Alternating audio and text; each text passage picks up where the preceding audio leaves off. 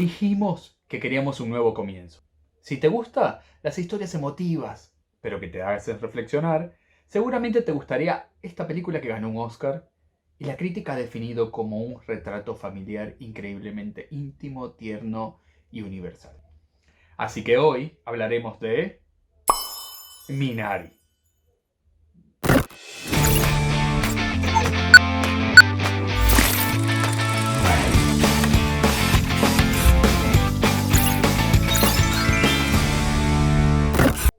Hola, bienvenidos a Cinema Sandy, donde analizamos el cine y la televisión desde una perspectiva de diversidad e inclusión. Yo soy Andy Pineda. Si parli italiano, puoi attivare i sottotitoli qui in YouTube. Also, if you speak English, you can activate the subtitle here. Además, si te gustó este video, por favor dale like y suscríbete al canal activando la campanita. Minari es una película que cuenta la historia de la familia Ji.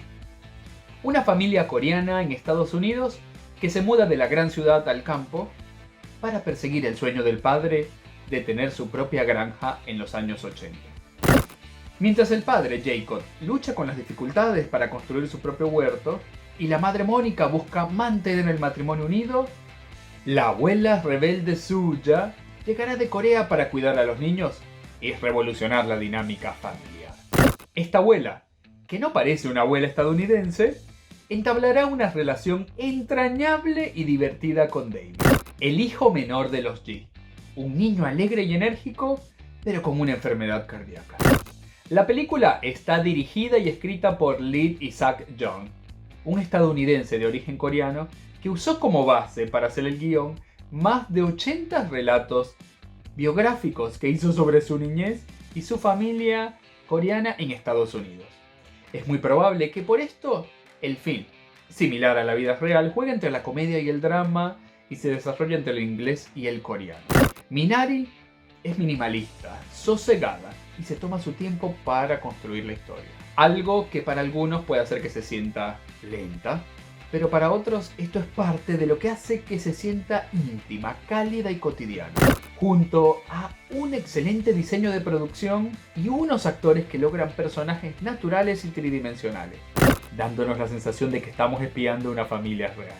Dentro de los que se destacan, Alan King, que interpreta al entrañable y tierno hijo menor David.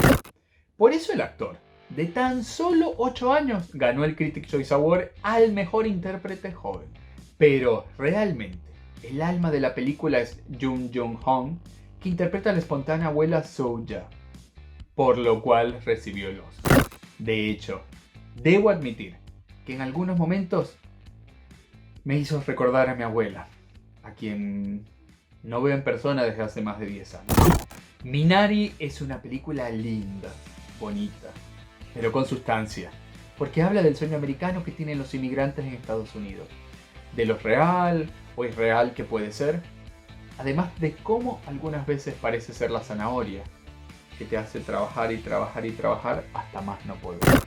En relación a esto, mi mamá, que vive en Estados Unidos desde hace varios años, una vez me dijo que el sueño americano es que siempre tiene sueño, que lo mucho que se tiene que trabajar allá. Otro elemento con el que me identifiqué como inmigrante, que se ha mudado a diferentes países, es con el viaje como inmigrantes coreanos en Estados Unidos, con el esfuerzo de comenzar desde abajo, con la sensación de que estás solo en un lugar desconocido y con las ganas de realizar tu sueño, pero sobre todo con el dilema de cómo adaptarse a una nueva cultura, que es probablemente lo más difícil a la larga de la inmigración.